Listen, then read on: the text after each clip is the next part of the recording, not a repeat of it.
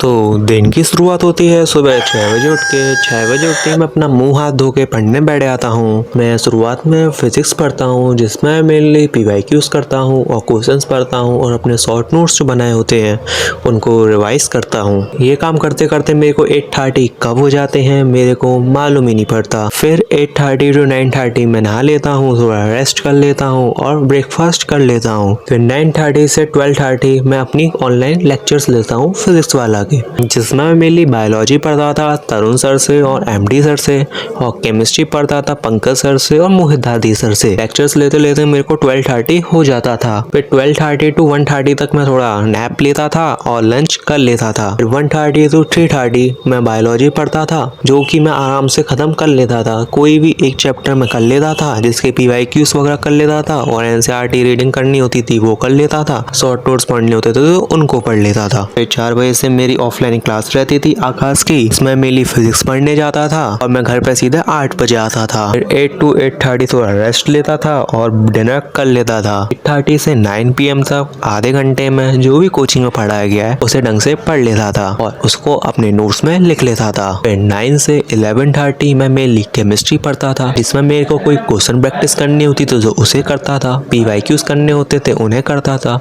Short notes वगैरह पढ़ने होते थे या एनसीईआरटी की रीडिंग करनी होती तो ये सब कर लेता था। फिर 11:30 से मैं सो जाता था। ये टाइम टेबल मैंने पहले दिन से फॉलो नहीं करा था। इनफैक्ट 11th में तो मेरा ऐसा कोई टाइम टेबल था ही नहीं। ये टाइम टेबल मैंने 12th के मिडिल में बनाया था। इससे मेरी पढ़ाई बहुत ज्यादा इफिशिएंटली हो गई थी और लास्ट तक आते आते जब नीट का पर पास में था तो ये टाइम टेबल के वर्किंग आवर्स और ज्यादा बढ़ गए थे। ये टाइम टेबल जो मैंने बनाया था हो सकता है ये सब्जेक्ट वाइज वेरी करे, डे वाइज वेरी करे, पर टाइम टेबल के जो वर्किंग आवर्स हैं वो मेंटेन रहेंगे या उससे भी ज़्यादा रहेंगे। अगर आप इस टाइम टेबल को इफिशिएंटली फॉलो करते हो या अपना कोई अलग टाइम टेबल बनाते हो पर उसके वर्किंग आवर्स 10 आवर्स प्लस होते हैं तो गारंटी देता हूँ नीट में सिलेक्शन गारंटी होगा। तो आज की वीडियो में इतना ही, मिलते हैं नेक्स्ट वीडियो में।